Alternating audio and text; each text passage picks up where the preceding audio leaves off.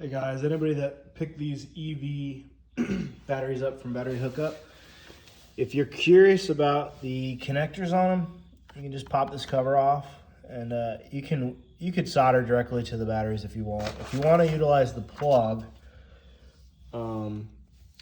I went through. If you want to pause the video, here is the pins. I haven't been able to figure out the temp sensors. If I do, I will post an update. This one got damaged in shipping, so I'm waiting to see what Battery Hookup wants to do. If they tell me to just keep it, then I will tear it apart and I will find the pinouts for the temp sensors. But anyway, this is looking at it. Let's see, let me lay this up. Okay, so this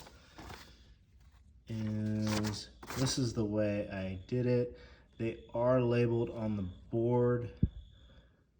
You can see it does say which pin is on what side there. So there you go, one more time if you want to pause the video. There it is right there. And hopefully we can tear this open and figure out the temp sensors.